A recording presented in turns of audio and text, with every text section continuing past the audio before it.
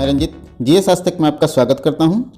दोस्तों, BSSC post detailed के अंतर्गत आज मैं आप लोग के समक्ष राजस्व कर्मचारी के बारे में पूरे विस्तार से बताऊंगा। राजस्व कर्मचारी के जॉब प्रोफाइल के बारे में बताऊंगा, साथ ही इसकी पोस्टिंग, वर्क प्रोफाइल, सैलरी और प्रमोशन के बारे में पूरे विस्तार से डिस्कस करने वाले हैं। तो ये वीडियो काफ़ी महत्वपूर्ण होने वाले हैं। वीडियो को अंत तक देखें। अगर हमारे चैनल पर नए हैं तो इसे सब्सक्राइब कर ले और बेल आइकन का बटन जरूर दबाएं ताकि जो भी मैं वीडियो बनाऊँ उसका नोटिफिकेशन सबसे पहले आपको मिल सके। दोस्तों, बीएसएससी पोस्ट डिटेल के अंतर्गत मैंने पंचायत सचिव के पद के बारे में पिछले वीडियो में बताया था। अगर आपने उस वीडियो को नहीं देखा है तो डेफिनेट रूप से उस वीडियो को देखिए, आपको काफ़ी नॉलेज मिलने वाला है। तो चलिए शुरू करते हैं राजस्व कर्मचारी के बारे में, राजस्व कर्मचारी के जॉब प्रोफाइल के बारे में। तो सबसे पहले हम लोग ये जानते हैं कि राजस्व कर्मचारी की नियुक्ति कैसे होती है, रिक्रूटमेंट किस आधार पर होता है। तो राजस्व कर्मचारी का नियुक्ति जो होता है वो बिहार स्टाफ सिलेक्शन कमीशन के द्वारा होता है। बीएसएससी इसकी नियुक्ति करती है और इसका जो क्वालिफिकेशन है वो इंटरमीडिएट रखा गया है, मतलब +2 अगर पास हैं आप तो इस फॉर्म के भरने के लिए एलिजिबल हैं और आप राजस्व कर्मचारी के पद पर सिलेक्शन के लिए एलिजिबल हैं।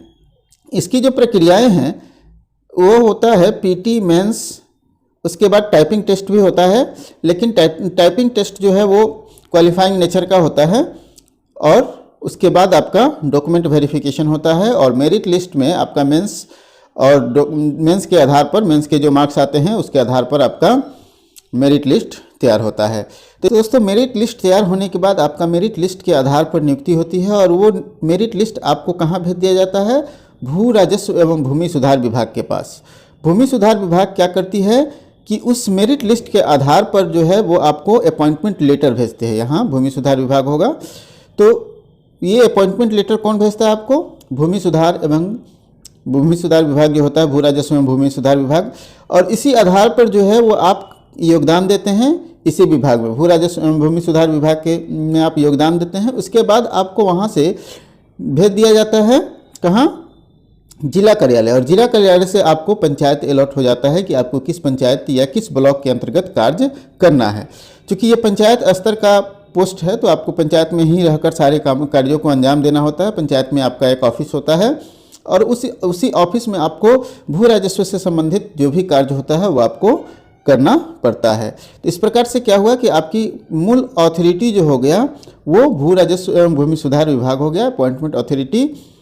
अब हम लोग बात कर लेते हैं कि आपको करना क्या क्या होता है, मतलब आपका वर्क प्रोफाइल क्या है। तो सबसे पहला जो काम है, चूँकि राजस्व से जुड़ा हुआ आपका काम है तो भू राजस्व की वसूली करना आपकी पहली जिम्मेदारी होगा। साथ साथ भू अभिलेखों को आपका ब्यौरा जो है, भू अभिलेख का ब्यौरा रखना होगा, उसके सारे अभिलेखों का संधारण करना होगा।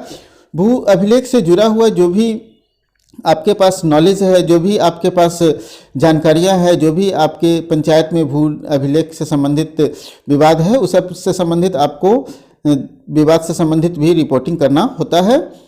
और साथ साथ आपको म्यूटेशन के लिए भी जिम्मेदार बनाया गया है। जो म्यूटेशन, जैसे कोई भी ज़मीन जब रजिस्ट्री होती है तो उसके बाद उस पर एक वाद चलता है, म्यूटेशन वाद, जो ऑनलाइन फाइलिंग होता है। लेकिन क्या होता है कि इसका जो मूल रूप से है ज़मीन पर जाके वेरिफिकेशन करना भू राजस्व कर्मचारी का ही काम होता है और भू राजस्व से संबंधित रसीदों का काटना जो है वो इन्हीं का काम होता है।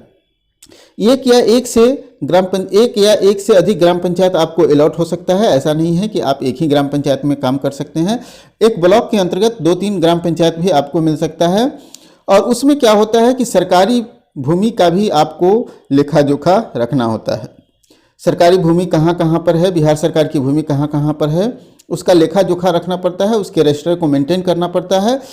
आपके ऊपर जो है वो प्रखंड विकास पदाधिकारी और जो रिपोर्टिंग अथॉरिटी है, प्रखंड राजस्व पदाधिकारी, इन सब को आपको रिपोर्ट करना होता है। क्योंकि आपकी रिपोर्टिंग अथॉरिटी जो है, आपके जस्ट वरीय पदाधिकारी जो है वो राजस्व अधिकारी होते हैं, जिसको हम लोग सीओ कहते हैं। क्या कहते हैं? सीओ कहते हैं। तो ये आपको सीओ को रिपोर्टिंग करना होता है।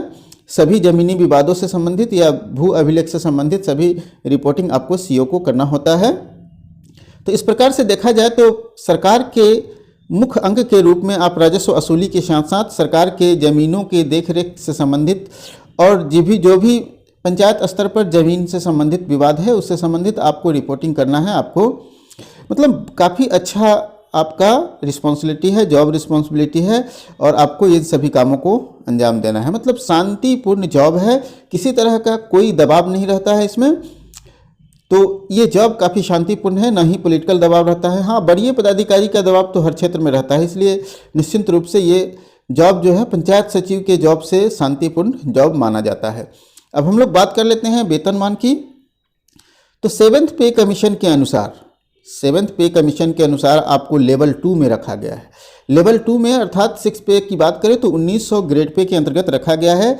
इस प्रकार से क्या है कि सेवेंथ पे कमीशन में आपकी बेसिक सैलरी जो है वो कितना हो जाता है, 19,900 हो जाता है। ठीक है, इसके अलावे आपको अलाउंस मिलता है और वो अलाउंस है DA, MA, HRA मतलब मेडिकल अलाउंस, हाउस रेंट और डियरनेस अलाउंस के अलावा और सारे अलाउंस जो निर्धारित की जाती है सरकार के द्वारा, वो आपको मिलता है। तो इस प्रकार से देखा जाए तो कुल मिला के आपकी वेतन जो है वो लगभग अभी वर्तमान में 25,000 से ऊपर की वेतन आपको मिलेगी, 25 से 27,000 के बीच में वेतन मिलेगी।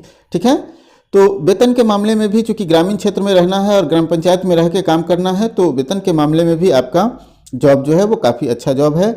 और चूंकि ये ग्रुप C का पोस्ट है तो ये क्लर्कियल पोस्ट है, क्लर्कियल टाइप का जॉब है। आपको क्लर्कियल वर्क को ही अंजाम देना होता है, भू अभिलेखों के संधारण से लेकर के आपको राजस्व की असूली तक सभी काम क्लर्कियल रूप में ही आपको करना होता है। तो इस प्रकार से सैलरी के बारे में समझ गए हैं। अब हम लोग बात कर लेते हैं प्रमोशन की। तो प्रमोशन की बात कर लेते हैं। आप हैं राजस्व कर्मचारी, ठीक है, तो राजस्व कर्मचारी का जो पहला प्रमोशन होता है वो होता है सर्किल इंस्पेक्टर के रूप में। पहला प्रमोशन सर्किल इंस्पेक्टर के रूप में आपका ब्लॉक में हो जाएगा। मतलब अभी आप क्या हैं, पंचायत स्तर पर हैं, ठीक है।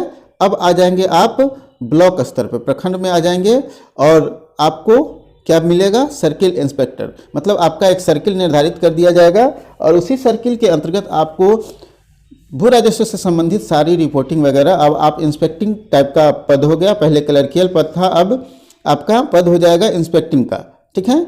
उसके बाद आपको जो प्रमोशन मिलता है वो मिलता है राजस्व पदाधिकारी, जिसको हम लोग CO कहते हैं, राजस्व पदाधिकारी के रूप में आपका मिलता है। और यहाँ पे आपका वेतनमान लगभग 4600 से 4800 ग्रेड पे में आप आ जाते हैं, भू राजस्व पदाधिकारी जब बनते हैं। तो इसके बाद भी आपका प्रमोशन हो सकता है। ऐसे ज़्यादातर लोग भू राजस्व पदाधिकारी जो ये राजस्व पदाधिकारी बन के रिटायरमेंट ले लेते हैं और बहुत सारे लोग हैं कि राजस्व पदाधिकारी नहीं भी बन पाते हैं। तो इसको मैं जस्ट बाद में डिस्कस करने वाला हूं। इसके बाद आपका जो प्रमोशन होता है वो DCLR के रूप में हो सकता है, उप समाहर्ता भू राजस्व, ठीक है। तो ये DCLR के रूप में आपका हो सकता है। तो आपका भू राजस्व पदाधिकारी अगर बनते हैं तो भी ब्लॉक लेवल पर काम करना है आपको, और जैसे ही DCLR के पद पर आ जाते हैं तो आपको अनुमंडल लेवल पर काम करना होगा, ठीक है, अनुमंडल लेवल पर काम करना होगा।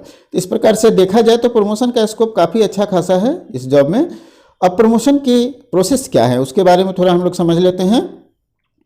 तो प्रमोशन के प्रोसेस के बारे में समझने से पहले थोड़ा सा जान लेते हैं कि सर्किल जो ऑफिसर होते हैं, जिसको हम लोग CO कहते हैं, इनकी बहाली डायरेक्ट रूप से BPSC के द्वारा होता है, ठीक है, डायरेक्ट रूप से BPSC के द्वारा होता है।